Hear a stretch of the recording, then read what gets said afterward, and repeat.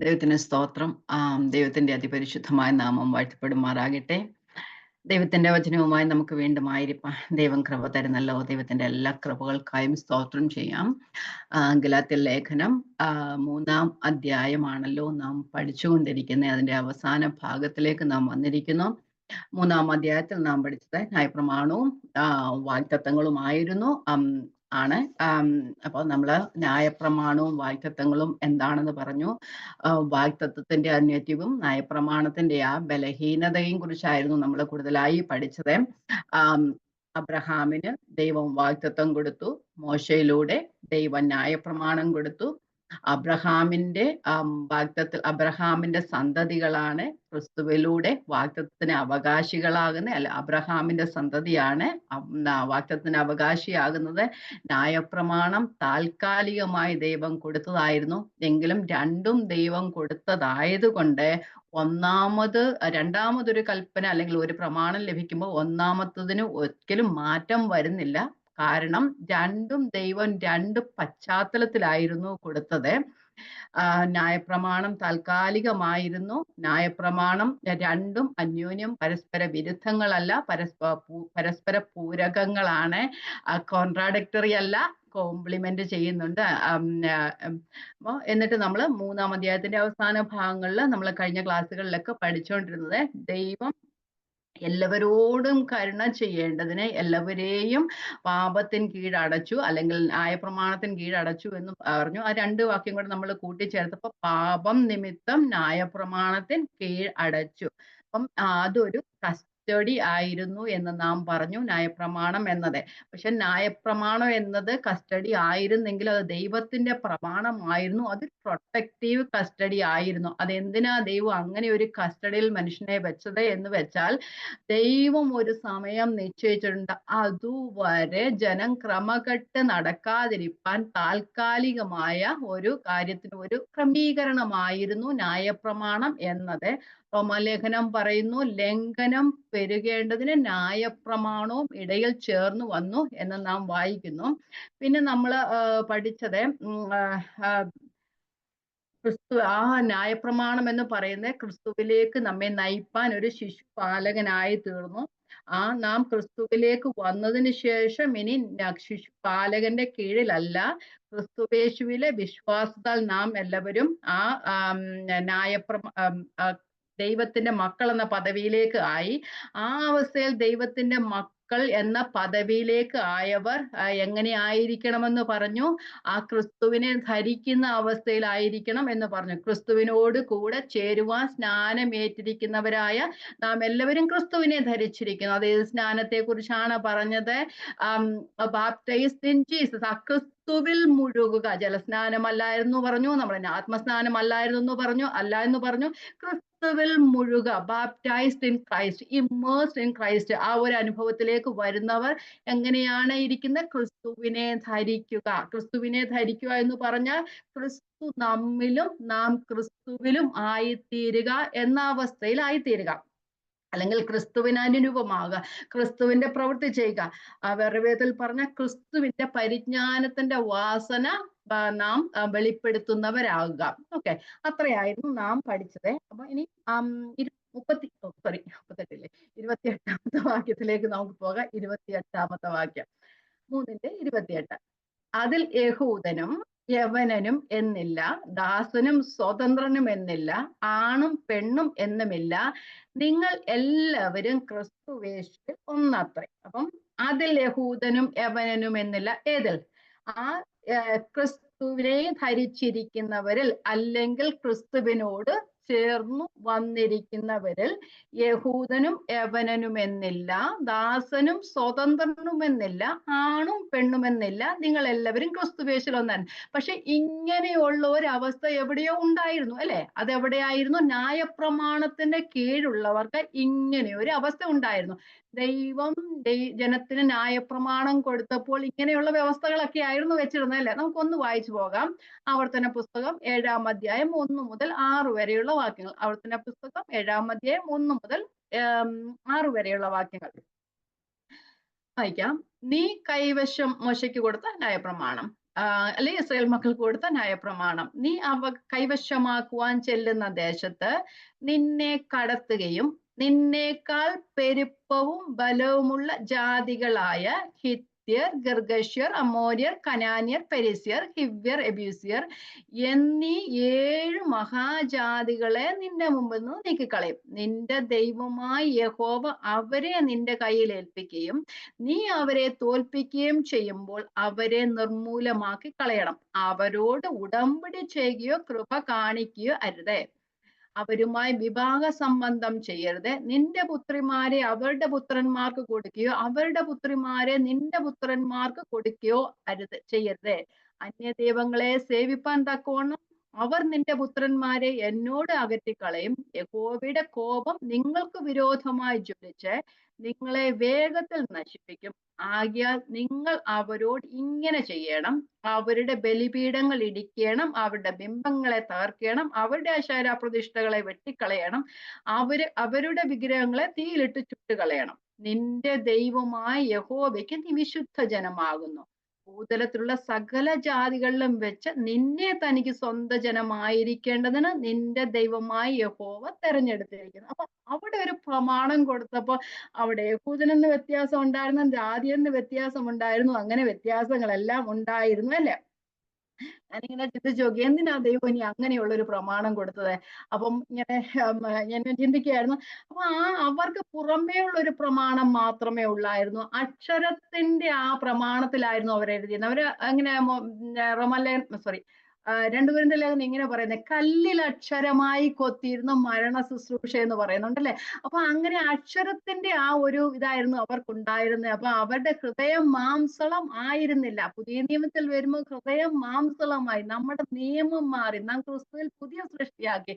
അപ്പം പഴയ നിയമത്തിൽ അവരോട് പറയണമായിരുന്നു ഇങ്ങനെ ചെയ്യണമെന്നേ. പക്ഷെ പുതിയ നിയമത്തിൽ വന്നപ്പോഴെന്താ, നമ്മൾ ആത്മാവിന്റെ പ്രമാണമാണ് നമ്മൾ വന്നിരിക്കുന്നത്. അപ്പൊ ക്രിസ്തു നമ്മൾ ഉള്ളിൽ വസിക്കുന്നത് കൊണ്ട് ക്രിസ്തുവിനെ ധരിച്ചവർക്ക് ഇനി ഇങ്ങനെ ദൈവം പറഞ്ഞു തരേണ്ട കാര്യമൊന്നുമില്ല. ക്രിസ്തു ഉള്ളിൽ വസിക്കുന്നതുകൊണ്ട് അങ്ങനെയുള്ളവർ അങ്ങനെ തന്നെ പ്രവർത്തിക്കും അല്ലെ. അതിന്റെ ആവശ്യമില്ല. നമ്മൾ ഓൾറെഡി ക്ലോത്ത് ഇൻ ക്രൈസ്റ്റ്, ക്രിസ്തുവിനെ ധരിച്ചവരാണ്.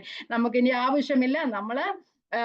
നമുക്കൊരു പുതിയ ഐഡന്റിറ്റി ആയി, നമ്മളൊരു ന്യൂ നേച്ചറിലായതുകൊണ്ട് നമുക്ക് ആവശ്യമില്ല. പക്ഷെ യഹൂദന് അങ്ങനെ, അല്ലെങ്കിൽ ന്യായപ്രമാണത്തിൽ അങ്ങനെ ആവശ്യം ഉണ്ടായിരുന്നു അല്ലെ. ഇനി ഒരു യഹൂദനാണെങ്കിൽ അവരുടെ പ്രഭാത പ്രാർത്ഥനയിൽ ദൈവത്തിന് നന്ദി പറയുന്ന ചില കാര്യങ്ങളുണ്ട്. ദൈവം തങ്ങളെ ഒരു പുറംജാതിയോ പെണ്ണോ അടിമയോ ആക്കാതിരുന്നതിന് ദൈവത്തിന് സ്തോത്രമെന്ന് അവർ പറയുന്നുണ്ട്.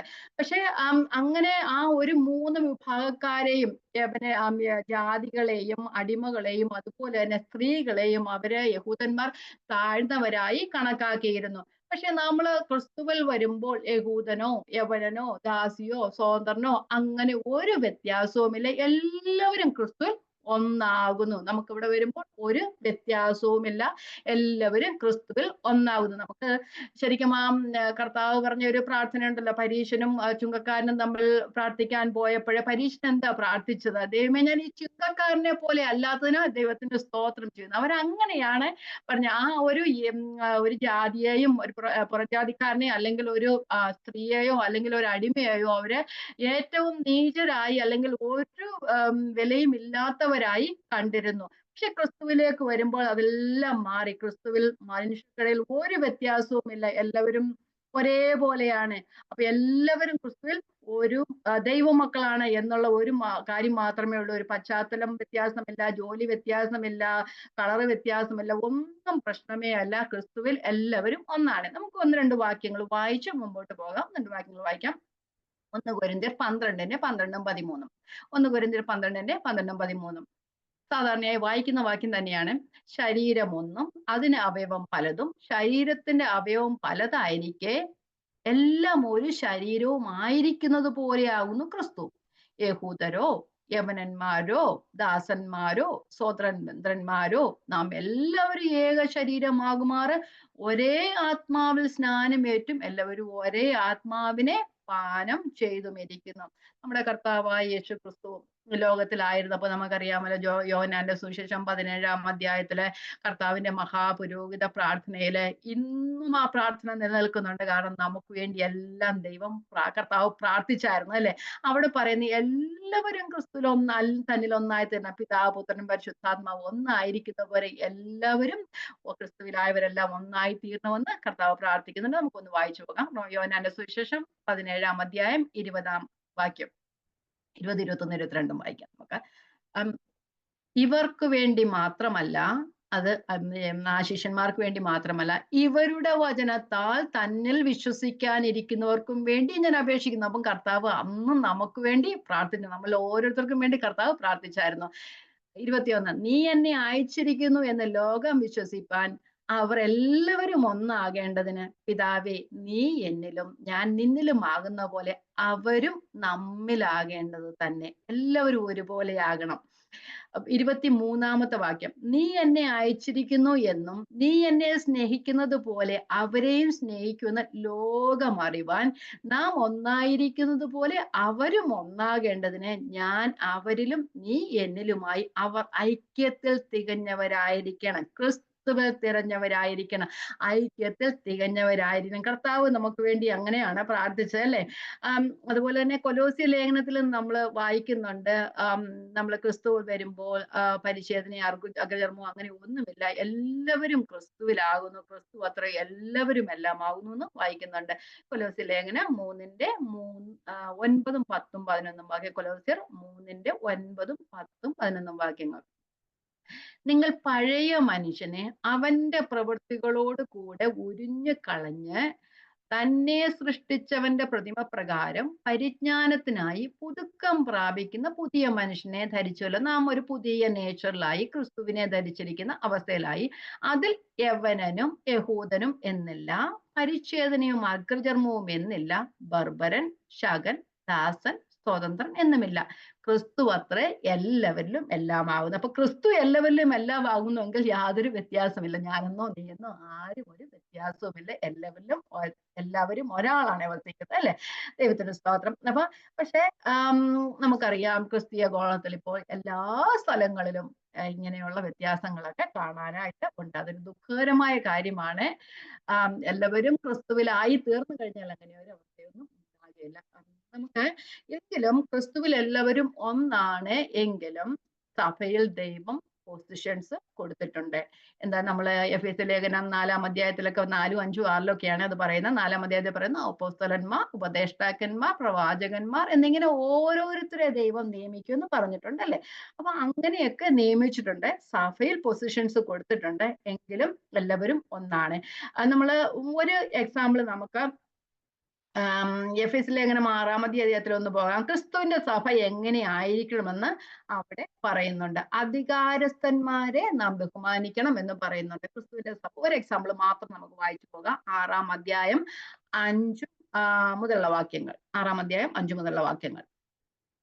ദാസന്മാരെ ജഡപ്രകാരം യജമാനന്മാരായവരെ തന്നെ, അവരെ ക്രിസ്തുവിനെ പോലെ തന്നെ ഹൃദയത്തിന്റെ ഏകാഗ്രതയിൽ ഭയത്തോടും വിറയലോടും കൂടെ അനുസരിപ്പ്. എന്ന് വെച്ചാൽ തൊഴിൽ മേഖലകളിൽ ആയിരിക്കുന്നവർ, അന്നത്തെ കാലത്ത് അടിമകൾ ഉണ്ടായിരുന്നു, യജമാനന്മാരുണ്ടായിരുന്നു, അവരൊക്കെ ആയിരിക്കുന്ന സ്ഥലത്ത് ദാസന്മാരെ ജഡപ്രകാരം യജമാനന്മാരായവരെ ക്രിസ്തുവിനെ പോലെ തന്നെ ഹൃദയത്തിന്റെ ഏകാഗ്രതയിൽ ഭയത്തോടും വിറയലോടും കൂടെ അനുസരിപ്പ്. എന്ന് പറഞ്ഞാല് ഞാനൊരു അടിമയാ എന്ന് വെച്ച് കഴിഞ്ഞാല് മറ്റു സഹോദരനൊക്കെ ആയിരിക്കാം, പക്ഷെ നിന്റെ ആ ഒരു സ്ഥാനത്ത് നിന്നെ ആക്കിയിരിക്കുന്ന സ്ഥലത്ത് അതിന് കീഴ്പ്പെട്ട് ജീവിക്കുക എന്നുള്ളതാണ് അതിന്റെ അർത്ഥം.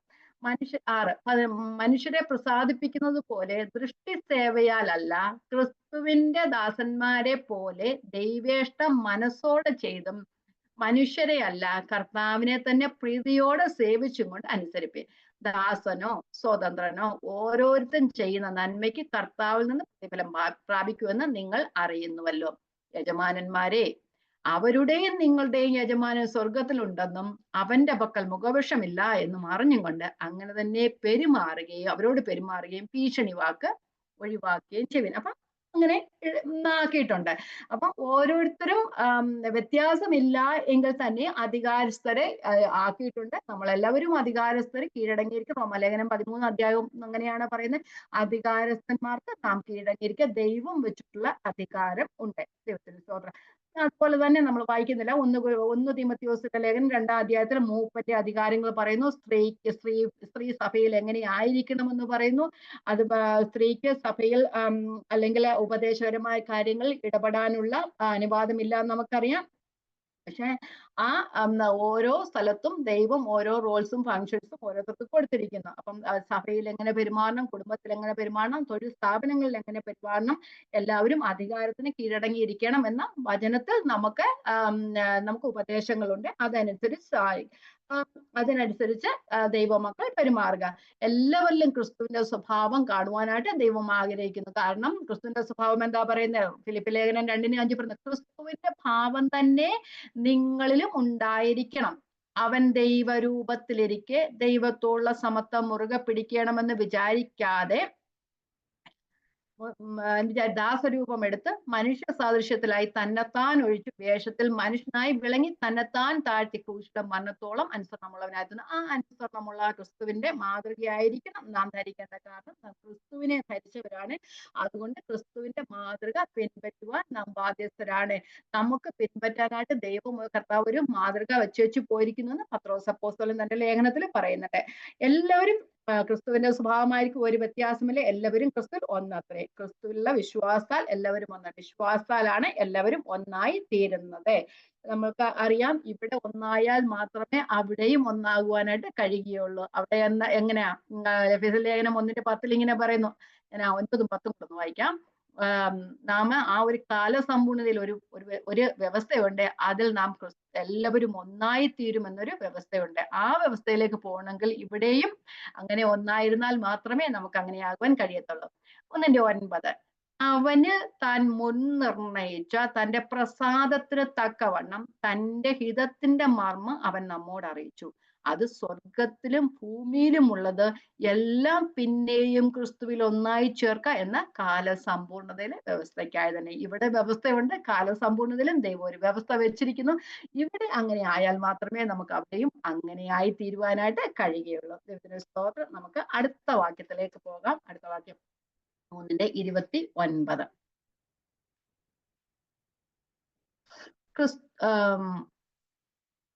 ക്രിസ്തുവിനുള്ളവർ എങ്കിലോ നിങ്ങൾ അബ്രഹാമിന്റെ സന്തതിയും വാഗ്ദത്ത പ്രകാരം മക്കളുമാകുന്നു. ക്രിസ്തുവിലുള്ളവരെങ്കിലോ നിങ്ങൾ അബ്രഹാമിന്റെ സന്തതിയും വാഗ്ദത്ത പ്രകാരം അവകാശികളും ആകുന്നു. അപ്പം ക്രിസ്തുവിലുള്ളവർ ന്യായപ്രമാണം അനുസരിക്കുന്നവനല്ല,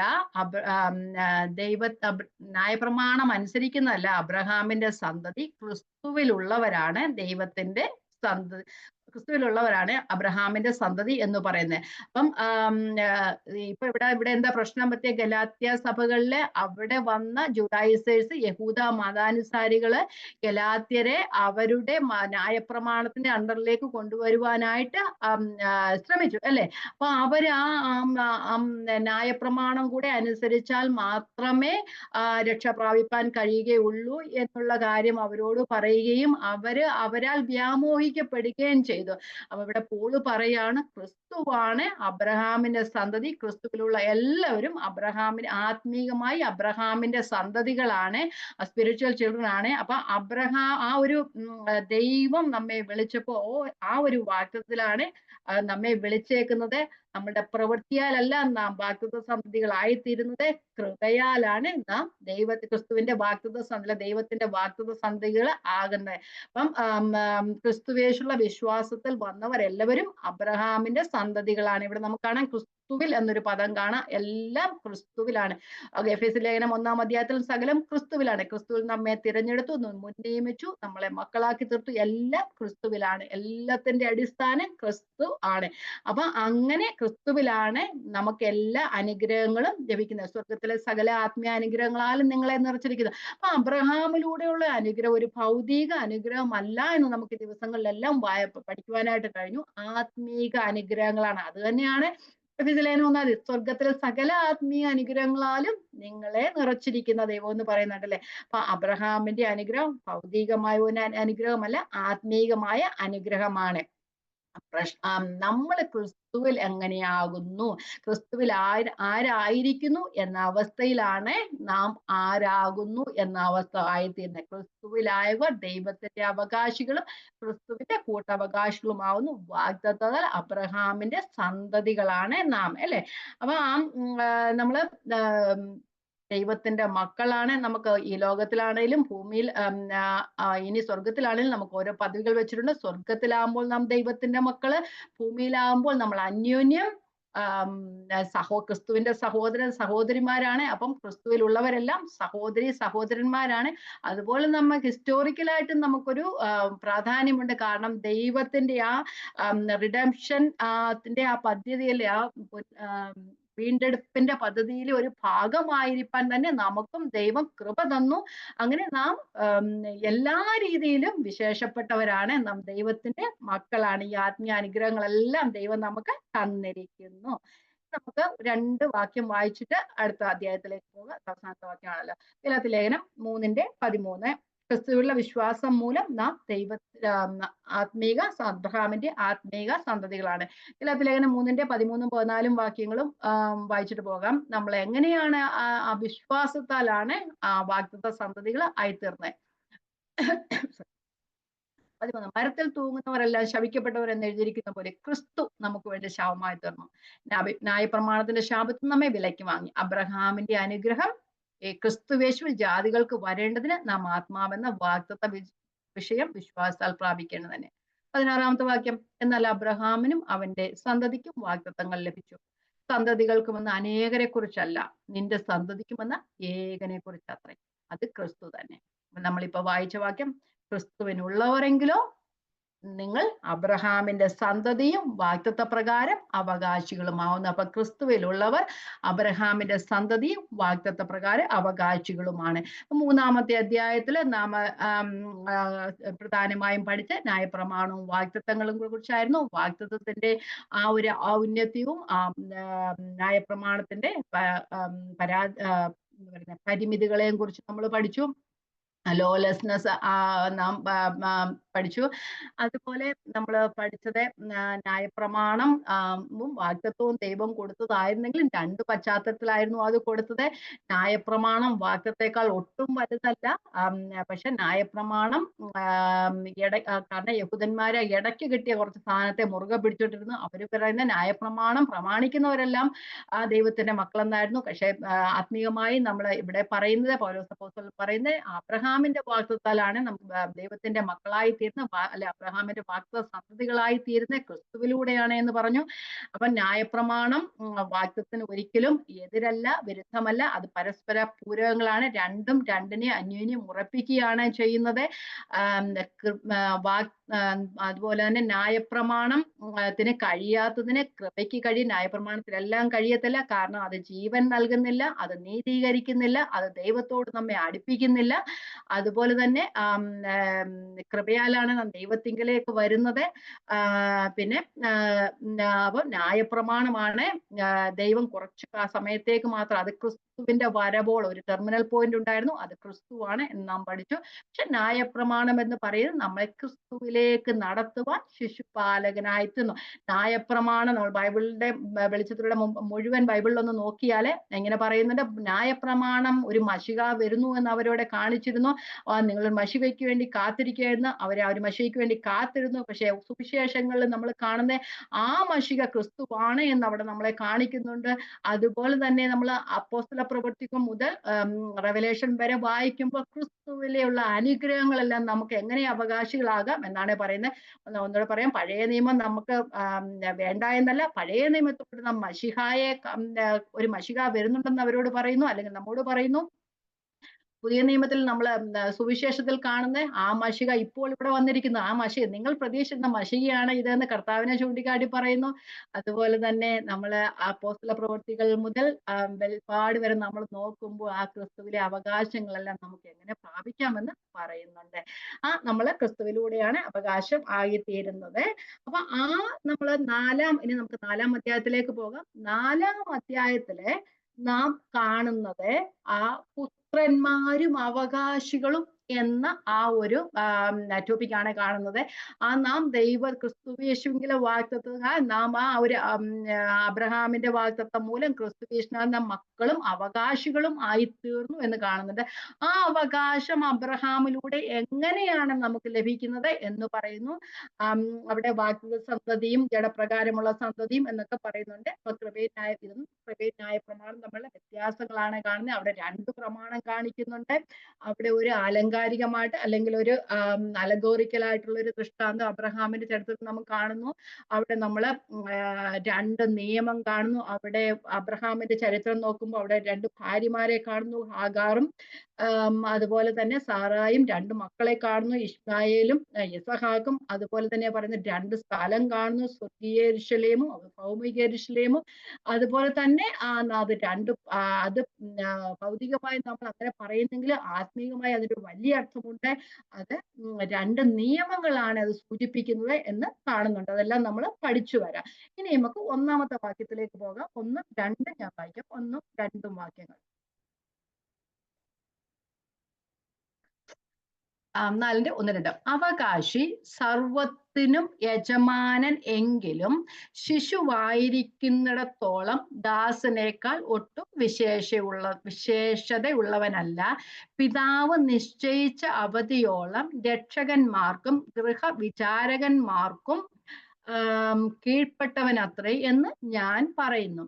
ഇവിടെ അവകാശി സർവത്തിനും യജമാനെങ്കിൽ ഇവിടെ ഒരു ധനികനായ ഒരു പിതാവിന്റെ ചിത്രമാണ് പൗലോസ് ചൂണ്ടിക്കാണിക്കുന്നത്.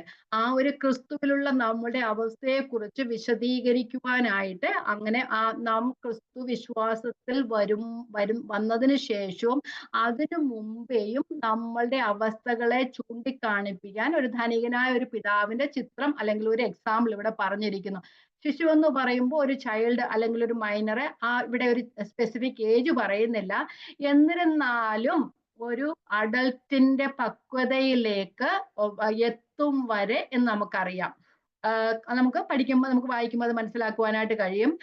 യഹൂദ യവന സംസ്കാരത്തില് ഒരു കുട്ടി ചൈൽഡ്ഹുഡ് കഴിഞ്ഞ് അഡൽട്ട് പ്രായത്തിലേക്ക് വരുമ്പോഴേ എന്ന് വെച്ചാൽ ഒരു കമ്മിങ് ഓഫ് ഏജ് സെറിമണി അവർ നടത്തിയിരുന്നു. എന്ന് വെച്ചാൽ ലീഗലായി പിതാവിന്റെ സ്വത്തിന് ആകുന്നു എന്ന ഒരു അവസ്ഥയിലേക്ക് വന്നു. എന്ന് വെച്ചാൽ കാര്യങ്ങൾ ചിന്തിക്കാനും പ്രവർത്തിക്കാനും കഴിവായ ഒരവസ്ഥയിലേക്ക് ആ കുട്ടി ആയിത്തീരും, അല്ലെങ്കിൽ അത് മുതിർന്ന ഒരാളായി തീരുന്നു എന്ന അവസ്ഥ, ആ ഒരു സമയം. പിന്നെ അതുപോലെ തന്നെ റോമൻ കൾച്ചറില് അങ്ങനെ ഒരു സ്പെസിഫിക് ഏജ് ഒന്നും ഉണ്ടായിരുന്നില്ല. എങ്കിലും പിതാവിന് തൻ്റെ മകൻ കാര്യപ്രാപ്തി ആയി അല്ലെങ്കിൽ കാര്യങ്ങളൊക്കെ ചിന്തിക്കാനും കാര്യങ്ങളൊക്കെ നോക്കി നടത്താനും കഴിവുണ്ട് എന്ന് മനസ്സിലായി കഴിഞ്ഞാൽ തൻ്റെ അവകാശം പുത്രനെ ഏൽപ്പിക്കുന്നു. അവിടെയും ഒരു സെറിമണി നമുക്ക് കാണുവാനായിട്ട് കഴിയും. അതിന് പറയുന്നത് ലിബർനേലിയ എന്നാണ് പറയുന്നത്. അവര് ആനുവലി അല്ലെങ്കിൽ എല്ലാ വർഷവും മാർച്ച് 17-ന് അത് ആഘോഷിക്കുന്നത്. ഗൂഗിൾ നമ്മൾ സെർച്ച് ചെയ്ത് നമുക്കത് കാണാം. അപ്പം റോമൻ ശരിക്കും പൗലോസ് ചിലപ്പോൾ ഇത് റോമൻ പശ്ചാത്തലത്തിലായിരിക്കാം പറയുന്നത്. ഇവിടെ പറയുന്നുണ്ട് പിതാവ് നിശ്ചയിക്കുന്ന സമയത്തോളം ഒരു ശരിയായ ഏജ് ഇല്ല, പിതാവ് നിശ്ചയിക്കുന്ന സമയത്തോളം. അപ്പൊ പിതാവിന് തൻ്റെ മകൻ കാര്യപ്രാപ്തി എത്തി എന്ന് തോന്നുന്ന സമയത്ത് തൻ്റെ അവകാശമെല്ലാം പുത്രനെ ഏൽപ്പിക്കുന്നു. അപ്പൊ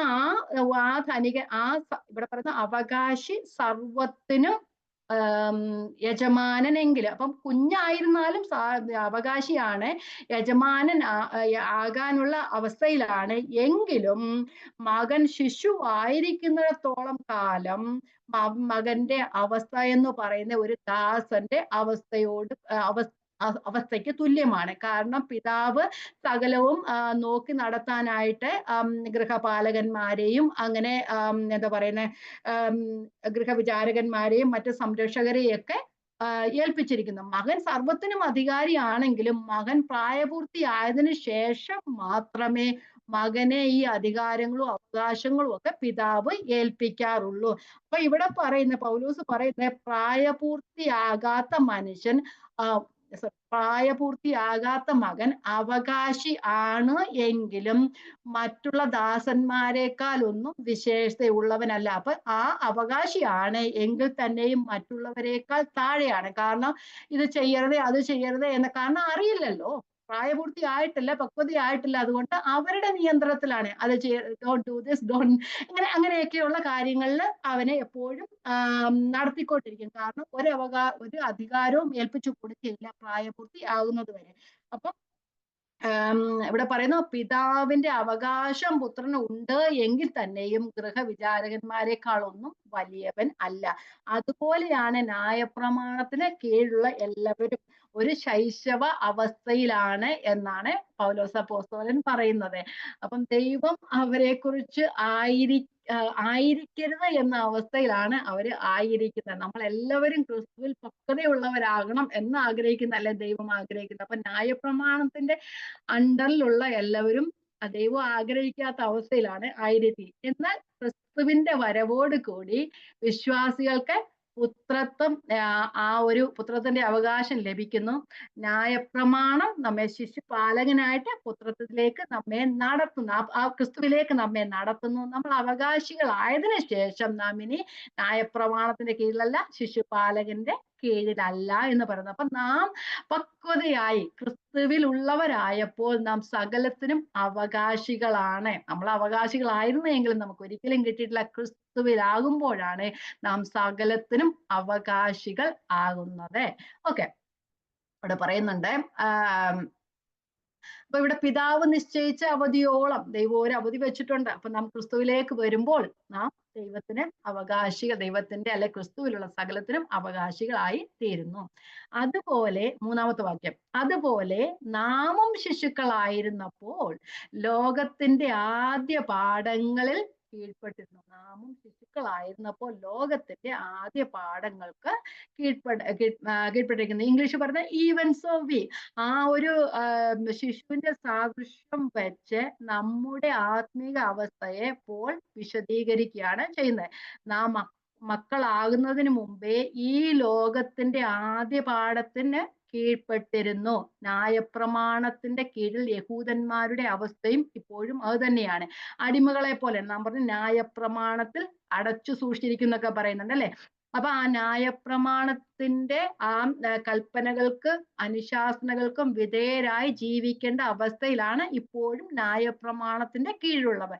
ക്രിസ്തുവിലേക്ക് വന്നപ്പോൾ നാം ക്രിസ്തുവിൽ സ്വാതന്ത്ര്യം പ്രാപിച്ച അവസ്ഥ, ആ പുത്രനായി തീർന്ന ശിശു വളർന്ന അവസ്ഥയിലേക്കായി തീർന്നു, ആ പിതാവ് നിശ്ചയിച്ച കാലാവധി ആയ അവസ്ഥയിലേക്ക് ആയിത്തീർന്നിരിക്കുന്നു. ഇവിടെ ലോകത്തിന്റെ ആദ്യ പാഠങ്ങളിൽ നിന്ന് നാം കാണുന്നു elementary things of the world.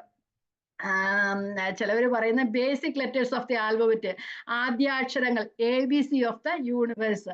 അപ്പം നമ്മുടെ കൊലോസ്യ ലേഖനം 2-ാം അധ്യായം 8-ാം വാക്യത്തിലും ഇങ്ങനെ ഒരു പ്രയോഗം കാണുന്നുണ്ട്.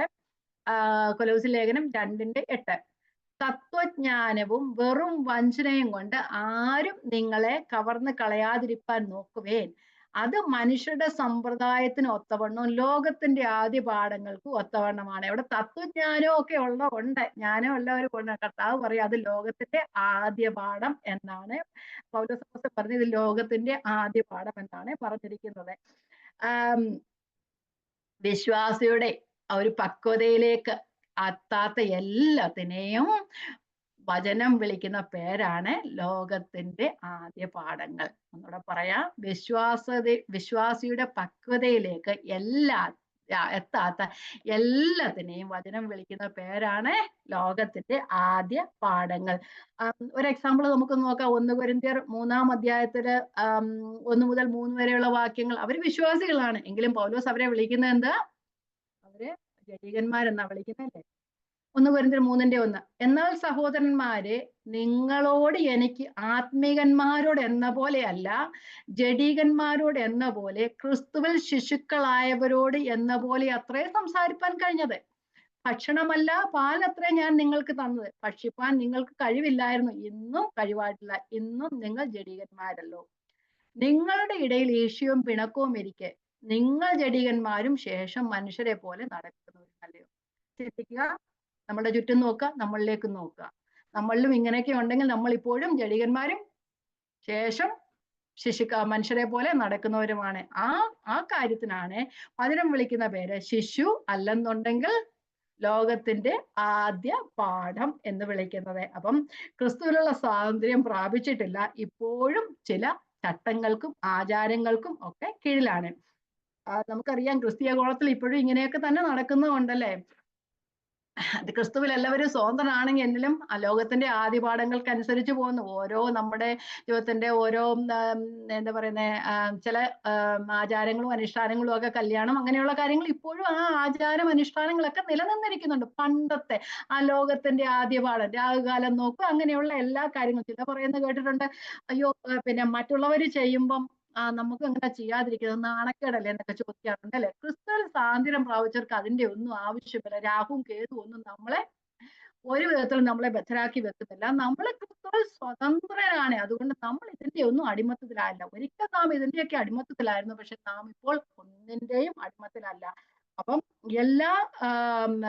എല്ലാ ഇങ്ങനെ എന്താ പറയുന്നത്, ആ ഒരു ക്രിസ്തുവിന്റെ പക്വതയിലേക്ക് വളരാത്ത ഏതൊരവസ്ഥയും വചനം പറയുന്നത് ലോകത്തിന്റെ ആദ്യ പാഠം എന്നാണ് പറയുന്നത്. അപ്പൊ യവന പശ്ചാത്തലങ്ങളിൽ നമ്മൾ കാണുവാനായിട്ട് കഴിയും, മനുഷ്യ നിർമ്മിതമായ അനേകം ആചാരങ്ങൾ ഉണ്ടായിരുന്നു. ന്യായപ്രമാണം അനുശാസിക്കുന്നതല്ലാതെ തന്നെ അതിലും അധികമായ ആചാരങ്ങളും അനുഷ്ഠാനങ്ങളും ഒക്കെ നിലനിന്നിരുന്നു. നമുക്കത് കാണുവാനായിട്ട് കഴിയും. കൊലോസ്യ ലേഖനം 2:20, 21, 22 വാക്യങ്ങളൊക്കെ നമ്മൾ വായിക്കുമ്പോൾ അതൊക്കെയാണ് കാണുന്നത്. കാരണം ന്യായപ്രമാണത്തിന് കീഴിലുള്ളവരായിരുന്നെങ്കിലും ന്യായപ്രമാണം പോലും പറയാത്ത ആചാരങ്ങളും അനുഷ്ഠാനങ്ങളും എല്ലാം അവരുടെ ജീവിതത്തിലും ഉണ്ടായിരുന്നു.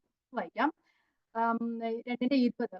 നിങ്ങൾ ക്രിസ്തുവിനോട് കൂടെ ലോകത്തിന്റെ ആദ്യ പാഠങ്ങൾ സംബന്ധിച്ചു മരിച്ചു എങ്കിൽ ലോകത്തിൽ ജീവിക്കുന്നവരെ പോലെ മനുഷ്യ കൽപ്പനകൾക്കും ഉപദേശങ്ങൾക്കും അനുസരണമായി പിടിക്കരുത്, രുചിക്കരുത്, തുടരുത് എന്നുള്ള ചട്ടങ്ങൾക്ക് കീഴ്പ്പെടുന്നത് അത്രേ.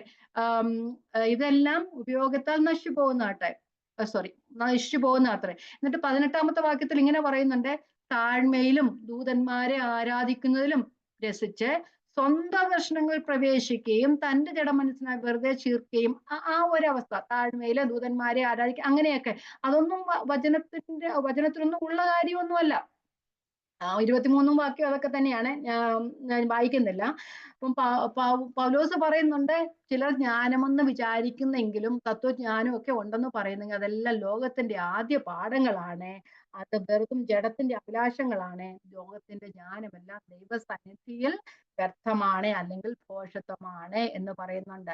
ദൈവം ലോകത്തിന്റെ ജ്ഞാനമെല്ലാം ഭോഷത്വം എന്ന് പറയുന്നു എന്ന് നമ്മൾ കൊരിന്ത്യലേഖനത്തിലൊക്കെ പറയുന്നു. ജ്ഞാനികൾ ഏറെയില്ല, ബലവാന്മാർ ഏറെയില്ല എന്നൊക്കെ പറയുന്നുണ്ട്. എല്ലാവരും ക്രിസ്തുവിൽ ഒന്നാണ്. ലോകത്തിന്റെ ജ്ഞാനം ദൈവസന്നിധിയിൽ ഭോഷത്വം അത്രേ എന്ന് പറയുന്നുണ്ട് അല്ലെ. അപ്പം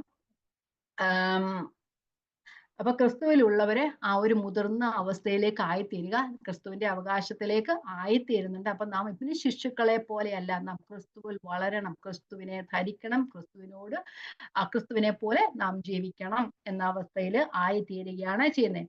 അപ്പം ലോകത്തിന്റെ ആദ്യ പാഠങ്ങളിലൊക്കെ ഉള്ളവരെ കർത്താവ് വിളിക്കുന്ന എന്തു, അധ്വാനിക്കുന്നവരും ഭാരം ചുമക്കുന്നവരെ എന്നൊക്കെയാണ് വിളിക്കുന്നത്. നിങ്ങൾ ഇപ്പോഴും അധ്വാനിക്കുന്നവരും ഭാരം ചുമക്കുന്നവരും ഒക്കെയാണ്. അപ്പം നമ്മൾ അപ്പോസ്തല പ്രവൃത്തികളിൽ കാണുന്നുണ്ട്, അവരോട് പറയുന്നുണ്ട്, നമ്മുടെ ആദ്യ അപ്പോസ്തലന്മാരൊക്കെ വചനമൊക്കെ പറയുമ്പോൾ അവരോട് പറയാം, നിങ്ങൾ ഒരു മനുഷ്യർക്ക് ചുമപ്പാൻ കഴിയാത്ത ഒരു നുകത്തെ വെച്ചിരിക്കുന്നു എന്ന് പറയുന്നുണ്ട്. അപ്പോസ്തല പ്രവൃത്തി 15:10 ഒന്ന് വായിച്ചു വിടാം. ആകയാൽ അപ്പോസ്തല പ്രവൃത്തി 15:10, ആകയാൽ നമ്മുടെ പിതാക്കന്മാർക്കും നമുക്കും ചുമപ്പാൻ കഴിഞ്ഞിട്ടില്ലാത്ത നുകം ശിഷ്യന്മാരുടെ കഴുത്തിൽ വെപ്പാൻ നിങ്ങൾ ഇപ്പോൾ ദൈവത്തെ പരീക്ഷിക്കുന്നു എന്ന്. അപ്പൊ ആ ഒരു പരീക്ഷന്മാര് ശരിക്കും ന്യായപ്രമാണത്തിലുള്ളതിനധികമായി എല്ലാം മനുഷ്യരുടെ മേൽ കെട്ടി ഏൽപ്പിച്ചിരുന്നു. അവർ തന്നെ നിയമങ്ങൾ എഴുതിക്കൊണ്ടിരിക്കും. ഓരോരുത്തരും ഓരോ കാര്യങ്ങൾ ചോദിക്കും. അവർ തന്നെ അങ്ങനെയുള്ള നിയമങ്ങളൊക്കെ എഴുതിയിട്ട് വലിയൊരു നുകം എല്ലാവരുടെയും പക്കൽ കഴുത്തിൽ വെച്ചു കൊണ്ടിരുന്നു. അപ്പം അത് ന്യായപ്രമാണത്തിന്റെ അടിമത്തിലുള്ളവർക്കായിരിക്കുന്നു. അവർക്കൊരിക്കലും സ്വാതന്ത്ര്യമില്ല. അവരിപ്പോഴും അടിമത്തത്തിന്റെ അവസ്ഥയിലായി തീർന്നിരിക്കുകയാണ്. അതിന്റെ പരിഹാരമാണ് നമ്മൾ 4-ാമത്തെ വാക്യത്തിലേക്ക് കാണുന്നത്. 4-ന്റെ 4. 4-ന്റെ 4ലേക്ക് നമുക്ക് പോകാം. 4-ന്റെ 4ഉം 5ഉം ഇന്ന് നമുക്ക് തീർക്കാമെന്ന് വിചാരിക്കുന്നുണ്ട്. ദൈവത്തിന് സ്തോത്രം. ഓക്കെ. എന്നാൽ നമുക്ക് എല്ലാവർക്കും അറിയാവുന്ന കാണാപ്പാഠം അറിയാവുന്ന വാക്യം അതല്ലേ? എന്നാൽ കാലസമ്പൂർണത വന്നപ്പോൾ ദൈവം തന്റെ പുത്രനെ സ്ത്രീയിൽ നിന്ന് ജനിച്ചവനായി ന്യായപ്രമാണത്തിന് കീഴെ ജനിച്ചവനായി നിയോഗിച്ചയച്ചത് അവൻ ന്യായപ്രമാണത്തിന് കീഴുള്ളവരെ വിലയ്ക്ക് വാങ്ങിയിട്ട് നാം പുത്രത്വം ഭാവിക്കേണ്ടതിന് തന്നെ. അപ്പൊ ആദ്യ ലോകത്തിന്റെ ആദ്യ പാഠങ്ങളിലുള്ളവരെയെല്ലാം അല്ലെ ന്യായപ്രമാണത്തിന് അകത്തുള്ളവരെയെല്ലാം കീഴിലുള്ളവരെയൊക്കെ വിലയ്ക്ക് വാങ്ങിയിട്ട് നാം പുത്രത്വം പ്രാപിക്കേണ്ടതിന്. എന്നാൽ കാല സമ്പൂർണത വന്നപ്പോൾ എന്ന് വെച്ചാൽ when the fullness of time has come, ദൈവത്തിന്റെ സമയമായപ്പോൾ. അപ്പൊ ദൈവത്തിന്റെ സമയമായപ്പോൾ എന്ന് മനുഷ്യന്റെ സമയമല്ല, ദൈവത്തിന്റെ സമയം എന്ന് പറയുന്നത്. ആ സമയം ദൈവത്തിന്റെ കാലസമ്പൂർണ്ണ ദൈവത്തിന്റെ സമയം എന്തിനുള്ള സമയം ആയപ്പോൾ ജോൺ ദ ബാപ്റ്റിസ്റ്റ് ഇങ്ങനെ പറയുന്നുണ്ട്, കാലം തികഞ്ഞു അല്ലെ. സ്ഥാപക യോഹന്നാൻ ഇങ്ങനെ പറയുന്നത്, കാലം തികഞ്ഞു ദൈവരാജ്യം സമീപിച്ചിരിക്കുന്നു. അപ്പൊ ആ കർത്താവിന്റെ വരവിനു വേണ്ടിയുള്ള കാലം തികഞ്ഞിരിക്കുന്നു. ദൈവം തന്റെ പുത്രനെ ഈ ലോകത്തിലേക്ക് അയക്കുന്നതിനുള്ള കാലം തികഞ്ഞിരിക്കുന്നു. അപ്പൊ ആ പിതാവായ ദൈവം തന്റെ പുത്രനു വേണ്ടി വഴി ഒരുക്കിക്കൊണ്ടേയിരിക്കുകയായിരുന്നു ഈ ന്യായപ്രമാണ കാലത്തൊക്കെയും. നമ്മൾ പ്രത്യക്ഷത്തിലൊന്നും കാണുന്നില്ലെങ്കിലും ദൈവം അത് ചെയ്തുകൊണ്ടേയിരിക്കുകയാണ്. സ്പെഷ്യലി നമ്മൾ കാണുന്നത് മലാക്കി മുതൽ മത്തായി വരെ ഉള്ള സമയം ഇരുണ്ട കാലഘട്ടം എന്ന് പറയുന്നത്. കാരണം പ്രവാചകന്മാരുടെ ശബ്ദമില്ല, അങ്ങനെ ഒന്നും ഇല്ലാത്തൊരവസ്ഥ. അത് ഇരുണ്ട കാലഘട്ടം എന്നാ പറയുന്നത്. ഏകദേശം 400 വർഷത്തോളം ആ ഇരുണ്ട കാലഘട്ടം എന്നാ പറയുന്നത്. പക്ഷെ ആ സമയത്തൊക്കെയാണ് ക്രിസ്തുവിന്റെ വരവിന് വേണ്ടി എല്ലാ സജ്ജീകരണങ്ങളും ഒരുങ്ങിക്കഴിഞ്ഞു. നമുക്കറിയാം, ഒരു ഗ്രീക്ക് ഭാഷയൊക്കെ കോമൺ ആയി എല്ലാവരും സംസാരിക്കാൻ തുടങ്ങിയത് ആ സമയത്തായിരുന്നു. ബൈബിളൊക്കെ ഗ്രീക്കിലല്ലേ എഴുതിയിരുന്നത്. അപ്പൊ അങ്ങനെ ഗ്രീക്ക് ഭാഷ അത് കോമൺ ആയി. അതുപോലെ തന്നെ റോമ ഗവൺമെന്റിന്റെ കാലത്ത് അനേകം റോഡുകളൊക്കെ സ്ഥാപിതമായി. ആ സുവിശേഷം അറിയിക്കുന്നതിനു വേണ്ടി, പണ്ടൊന്നും അങ്ങനെയുള്ള സാഹചര്യങ്ങളൊന്നും ഇല്ലായിരുന്നു. സുവിശേഷം അറിയിക്കുന്നതിനു വേണ്ടി തന്റെ മകൻ ഈ ലോകത്തിലേക്ക് വന്നു കഴിയുമ്പോൾ ആ മകനിലൂടെ ഉള്ള സുവിശേഷം എല്ലാവർക്കും എത്തിക്കുന്നതിന് വേണ്ടി ദൈവം പാത ഒരുക്കുന്ന സമയമായിരുന്നു ഇരുണ്ട കാലഘട്ടം എന്ന് പറയുന്നത്. ആ ദൈവം നൂറ്റാണ്ടുകളായി ഇത് ചെയ്തുകൊണ്ടേയിരുന്നു. അക്കാല സമ്പൂർണത വന്നപ്പോൾ നമ്മൾ പറയും ദൈവം എല്ലാം ദൈവത്തിന്റെ സമയത്ത് എല്ലാം ചെയ്യത്തുള്ളൂ. അത് നമ്മുടെ ജീവിതത്തിലാണെങ്കിലും അതെല്ലാം ദൈവത്തിന്റെ സമയത്തേ ചെയ്യത്തുള്ളൂ. പക്ഷെ നമ്മൾ വിചാരിക്കും ഈ സമയത്ത് ചെയ്യണം. പക്ഷെ ദൈവത്തിന്റെ സമയമല്ല, എല്ലാത്തിനും ദൈവത്തിന്റെ സമയമുണ്ട്. കർത്താവായ യേശു ഈ ലോകത്തിലായിരുന്നപ്പോഴും പറഞ്ഞില്ലേ, എന്റെ നാഴിക ഇതുവരെ വന്നിട്ടില്ല. അല്പം കഴിഞ്ഞപ്പം കർത്താവ് പറഞ്ഞ നാഴിക വന്നു അല്ലെ. അങ്ങനെയൊക്കെയാണ്. അപ്പൊ ആ കർത്താവിന്റെ സമയമല്ല നമ്മുടെ സമയം എന്ന് പറഞ്ഞാൽ ദൈവം തന്റെ മകനു വേണ്ടി പാത ഒരുക്കുകയായിരുന്നു. ആ സമയമായപ്പോൾ, കാലത്തിന്റെ സമയമായപ്പോൾ, കാല സമ്പൂർണത എന്ന് പറഞ്ഞ അത് കർത്താവിന്റെ വരവിനെ കുറിച്ചാണ്, ഈ ലോകത്തിലെ വരവിനെ കുറിച്ചാണ് പറയുന്നത്. ഈ ലോകത്തിൽ കർത്താവ് ജനിച്ച സമയം. ഇനി വേറൊരു കാല സമ്പൂർണതയുണ്ട്, അത് നമ്മൾ മുമ്പേ വായിച്ചില്ലായിരുന്നു. എഫേസ്യ ലേഖനം 1:10. ഇനി കാല സമ്പൂർണതയിലെ വ്യവസ്ഥ, ക്രിസ്തുവിൽ എല്ലാവരും ഒന്നായി ചേരുമെന്നൊരു കാല സമ്പൂർണതയുടെ വ്യവസ്ഥയുണ്ട്. അത് ക്രിസ്തുവിന്റെ 2ാമത്തെ വരവിനാണ് ഇനി വേറൊരു കാല സമ്പൂർണത എന്ന് പറയുന്നത്. അപ്പം റോമൻ കൾച്ചറിലെ ഒരു പിതാവ് ഒരു മകനെ അവകാശം ഏൽപ്പിക്കുന്ന സമയമായപ്പോൾ എന്ന് പറഞ്ഞതുപോലെ പിതാവായ ദൈവം തൻ്റെ ആദ്യകാല നിത്യതയിലെ ഉടമ്പടി പ്രകാരം തൻ്റെ പുത്രനെ ഈ ലോകത്തിലേക്ക് അയച്ചു. കാലത്തിന്റെ തികവെങ്കിൽ പൗലോസ് അപ്പോസ്തലൻ എന്തിനാ പറഞ്ഞേ, ആ പിതാവ് നിശ്ചയിച്ച അവധിയോളം എന്ന് പറഞ്ഞതുപോലെ തന്നെ പിതാവ് ആ ആദികാല നിത്യതയിൽ പുത്രനെ ഈ ലോകത്തിലേക്ക് സകല മനുഷ്യരെയും പാപങ്ങൾക്ക് വേണ്ടി നിശ്ചയിച്ചിരുന്ന സമയമായപ്പോൾ അത് ദൈവത്തിന്റെ പെർഫെക്റ്റ് സമയം, അത് സമ്പൂർണത എന്നാ പറയുന്നത് അല്ലെ. കംപ്ലീറ്റഡ് ആയിട്ടുള്ള ഒരു സമയമല്ല, അത് കംപ്ലീറ്റ് ആയിട്ടുള്ള ഒരു സമയമാണ്, പെർഫെക്റ്റ് ടൈം. അപ്പം നമ്മള് പല കാര്യങ്ങളും നമ്മുടെയൊക്കെ തെറ്റാൻ കാരണം നമ്മള് ആ ദൈവത്തിന്റെ സമയത്തല്ല സാധനം ചെയ്യുന്നത്. അപ്പൊ ദൈവത്തിന്റെ സമയത്തിന് വേണ്ടി നമുക്ക് എന്തുവാ ഒരു കാത്തിരിപ്പാനുള്ള ഒരു പിന്നെ ക്ഷമയൊന്നും നമുക്കില്ല. അതുകൊണ്ട് പക്ഷെ ആ ലോകത്തിന്റെ ആദ്യ പാഠങ്ങൾക്ക് മാറ്റം വരുന്ന കാലം, അല്ലെങ്കിൽ ന്യായപ്രമാണത്തിന്റെ അതിൽ നിന്ന് മോചനം ലഭിക്കുന്ന കാലം, ക്രിസ്തു ഈ ലോകത്തിലേക്ക് വരുന്ന കാലം, ദൈവം തന്റെ പുത്രനെ ഈ ലോകത്തിൽ അയക്കാൻ തീരുമാനിച്ചിരുന്ന ആ സമയം. അപ്പം കാലസമ്പൂർണതയിൽ ദൈവത്തിന്റെ സമയം വന്നപ്പോൾ ദൈവം തന്റെ പുത്രനെ ലോകത്തിലേക്ക് അയച്ചു. ലോകത്തിലെ പുത്രനെ എങ്ങനെ അയച്ചേ? സ്ത്രീയിൽ നിന്ന് ജനിച്ചവനായി, തികച്ചും ഒരു മനുഷ്യനായാണ് കർത്താവ് ഈ ലോകത്തിൽ ജനിച്ചത്.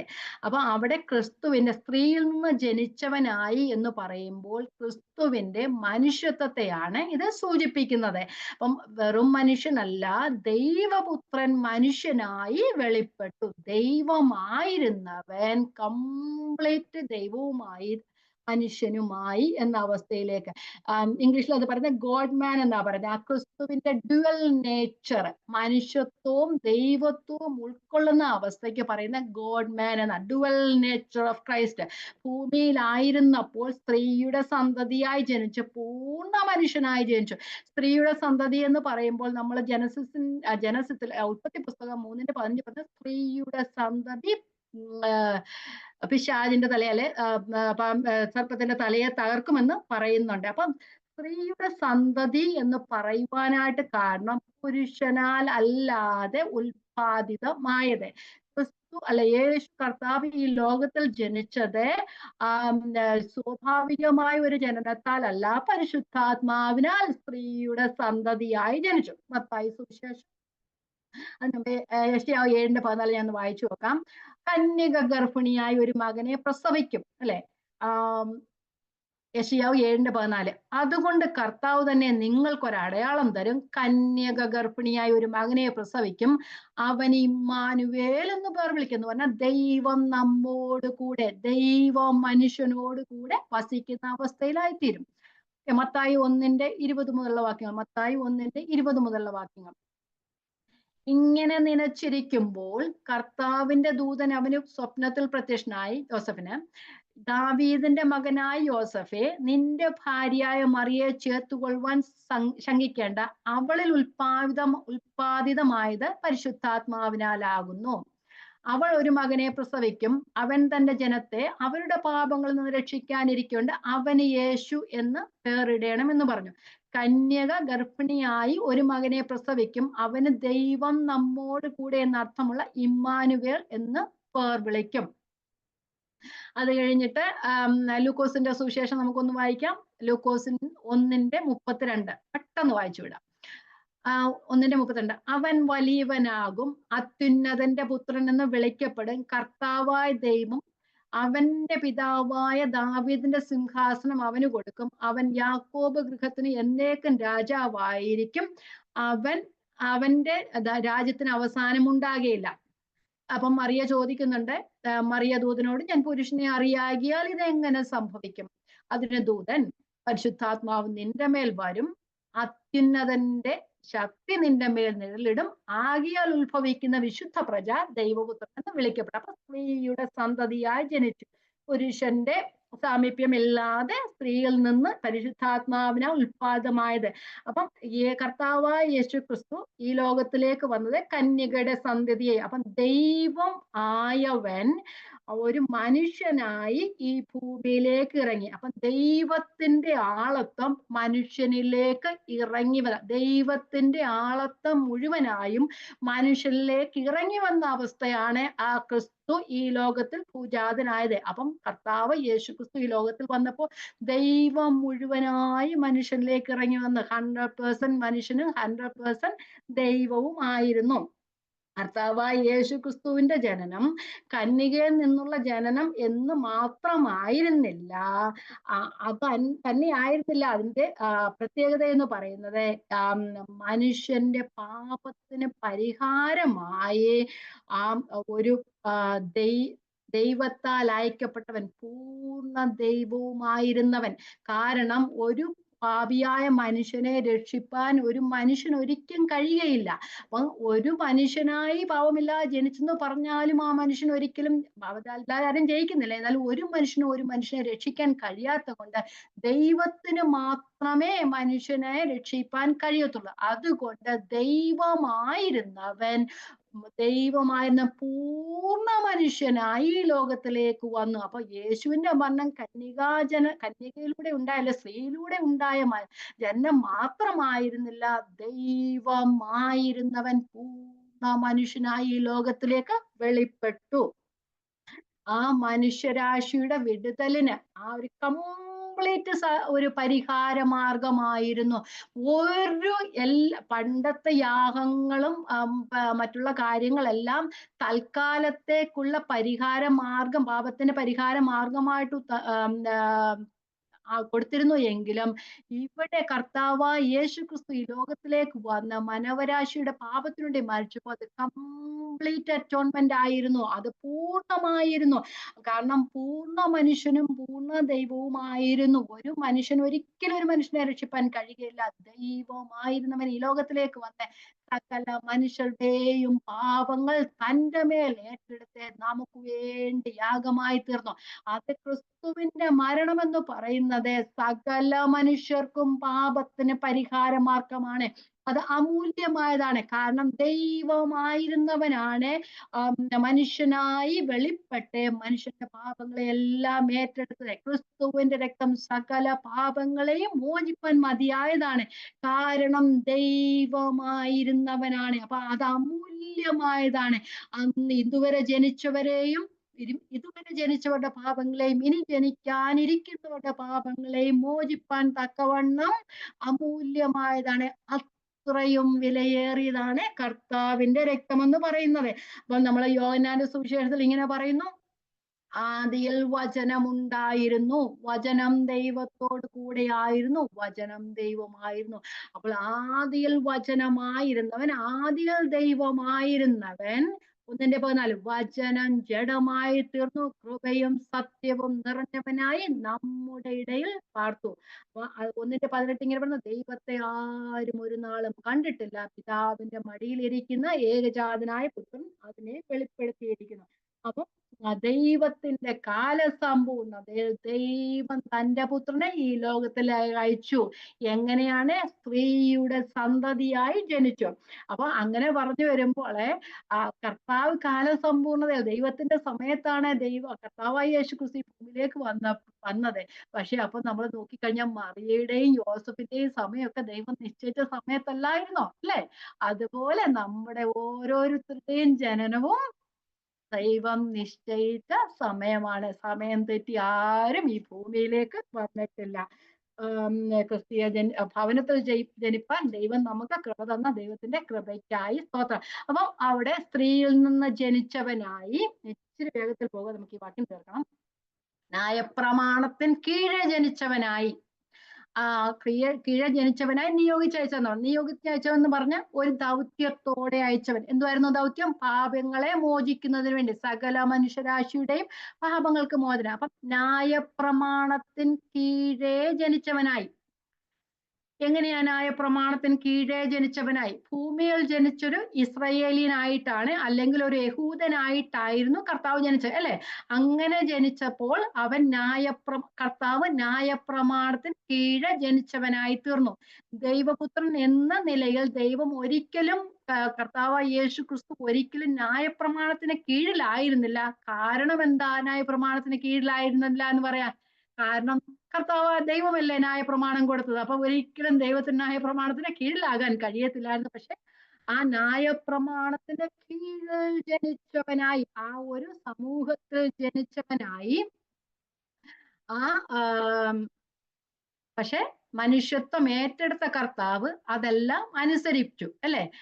എന്തിനു വേണ്ടിയിട്ടാണ് ദൈവം അതെല്ലാം അനുസരിച്ചത്? കർത്താവ് അതെല്ലാം അനുസരിച്ചത് ആ തിരുവഴുത്തിന് നിവർത്തി വരുവാൻ വേണ്ടി, അല്ലെ?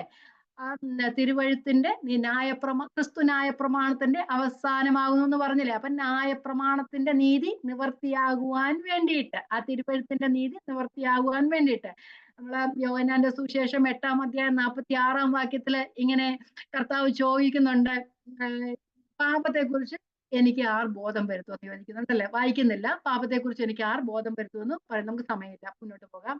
അതുപോലെ തന്നെ 2 കൊരിന്ത്യർ 5:20 പറയുന്നുണ്ട്, പാപം അറിയാത്തവനെ നാം അവന് ദൈവത്തിന്റെ നീതി ആകേണ്ടതിന് അവൻ നമുക്ക് വേണ്ടി പാപമാക്കി. അപ്പൊ ദൈവം പാപമാക്കിയതാണ്. പാപിയായിരുന്നില്ല, പാപമില്ലാതെ ജനിച്ചവനാണ്. പാപമില്ലാത്തവൻ, പാപം അറിയാത്തവൻ നമുക്ക് വേണ്ടി പാപമായി തീർന്നു.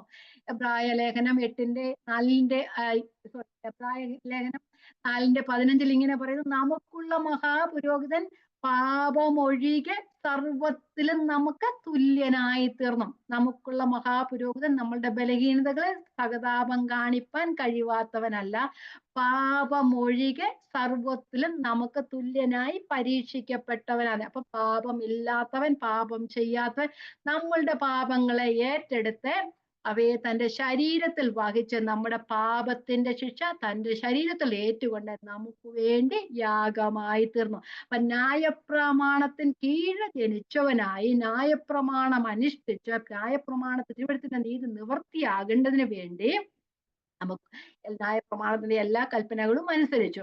അപ്പൊ യേശുക്രിസ്തുവിന്റെ ആ പാപമില്ലാത്ത അവസ്ഥയാണ് പാപത്തിന് പൂർണ്ണ പരിഹാരം ആയിത്തീർന്നത്. ക്രൂശിലെ മരണത്തോളം അനുസരണമുള്ളവനായി തീർന്ന ക്രിസ്തു എന്ന് നമ്മൾ വായിച്ചില്ലേ. അപ്പൊ ക്രൂശിലെ മരണത്തോളം പിതാവിനെ അനുസരിച്ച മകൻ.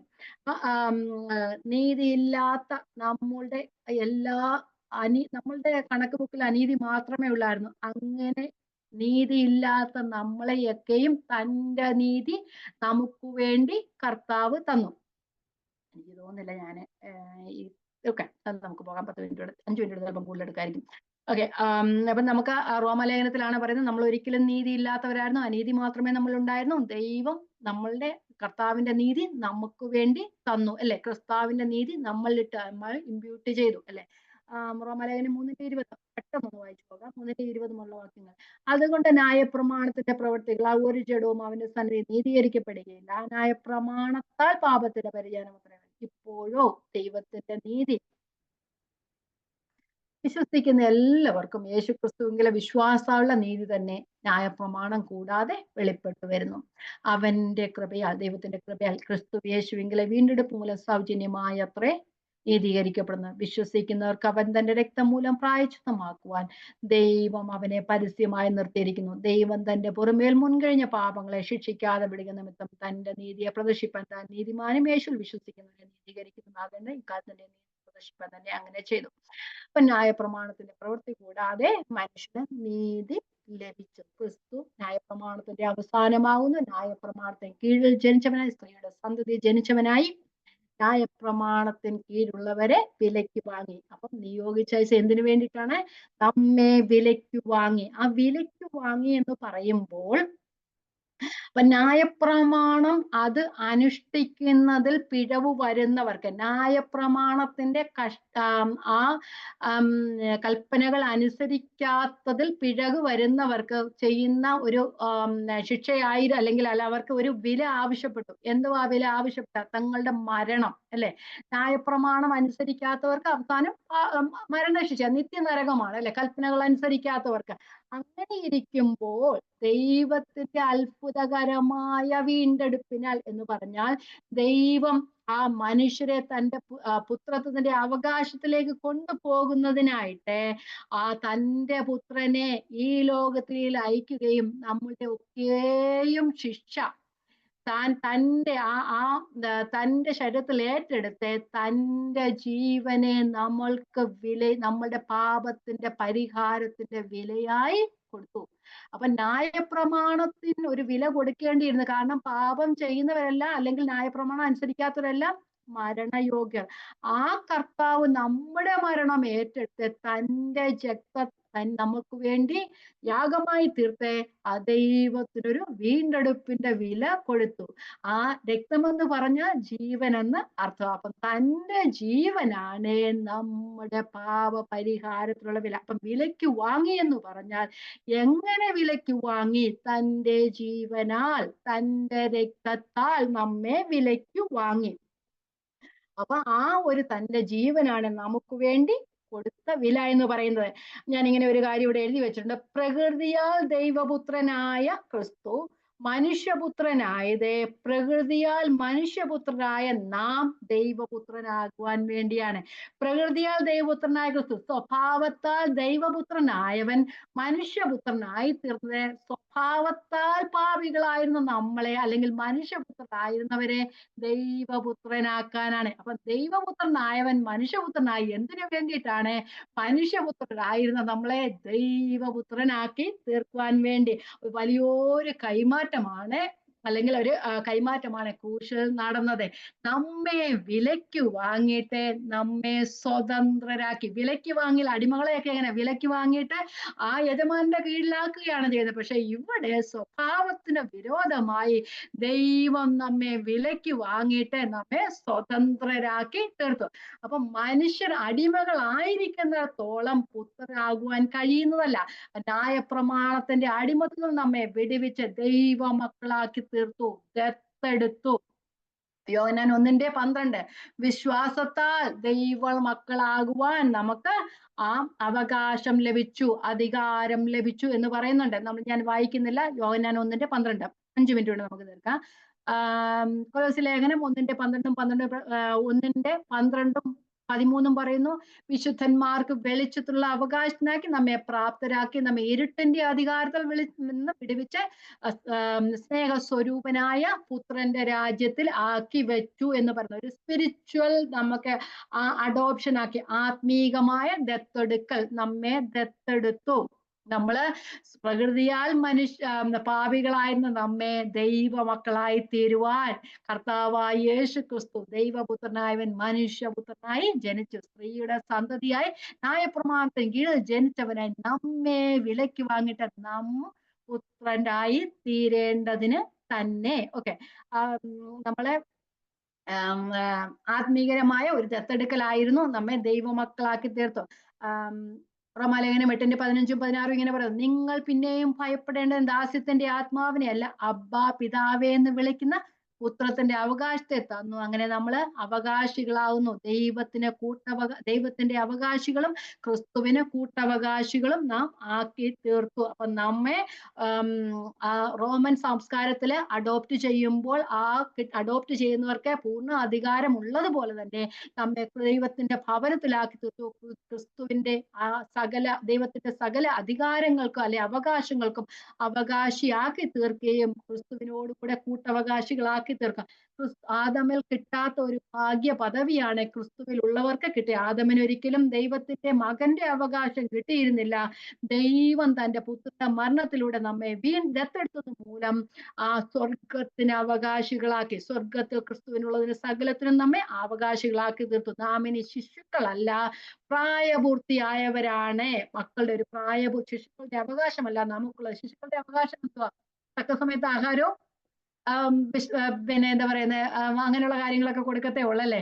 ചെറിയ ചെറിയ കാര്യങ്ങളൊക്കെ കൊടുക്കല്ലേ. പക്ഷെ നാം ഇപ്പോൾ ക്രിസ്തുവിനുള്ള സകലത്തിലും അവകാശികളാണ്. പക്ഷെ ഇപ്പോഴും പലരും ക്രിസ്തുവിനുള്ള അവകാശം വരുമ്പോ ഇന്നത്തെ കാലത്ത് ഈ ലോകത്തുള്ള സകല കാര്യങ്ങൾക്കും വേണ്ടി ഇങ്ങനെ ആശയമുള്ളവർ, അതൊക്കെ ആവശ്യമൊക്കെ വേണം. പക്ഷെ നമ്മളൊരു വലിയ ഒരു അവകാശത്തിലാണ് ആക്കിയിരിക്കുന്നത്. അപ്പൊ ആ പൂർവ്വകാല നിത്യതയിൽ ദൈവം പ്ലാൻ ചെയ്ത ആ കാല സമ്പൂർണ്ണയിൽ ദൈവം തന്റെ പുത്രനെ ഈ ലോകത്തിലേക്ക് അയച്ച് നമ്മെ എല്ലാവരെയും വിലയ്ക്ക് വാങ്ങി മക്കളാക്കി തീർത്തു. അതുകൊണ്ടാണ് കാൺമീൻ ദൈവമക്കൾ എന്ന് വിളിക്കപ്പെട്ട പിതാവ് ഇത്ര വലിയ സ്നേഹം നമുക്ക് നൽകിയിരിക്കുന്നു.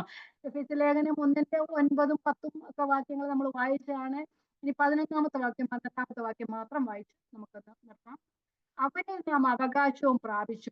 തന്റെ ഹിതത്തിന്റെ ആലോചന പോലെ സകലവും പ്രവർത്തിക്കുന്നവന്റെ നിർണയപ്രകാരം മുൻ നിയമിക്കപ്പെട്ടത് മുമ്പ് കൂട്ടി ക്രിസ്തുവിൽ ആശ വെച്ചവരായ ഞങ്ങൾ അവന്റെ മഹത്വത്തിന്റെ പുകഴ്ചയ്ക്ക് ആകേണ്ടത് തന്നെ. അപ്പം ദത്തെടുപ്പ് മൂലം, ആത്മീകമായ ദത്തെടുപ്പ് മൂലം നാം മക്കളായി തീർന്നു.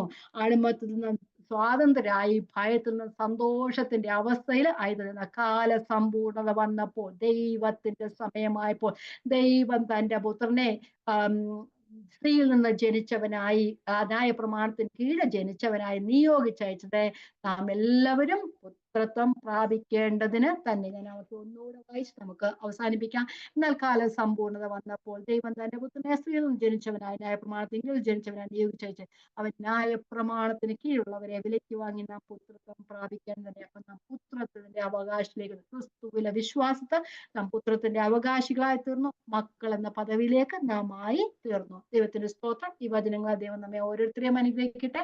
ദൈവത്തിന്റെ നാമം വാഴ്ത്തപ്പെടുമാറാകട്ടെ.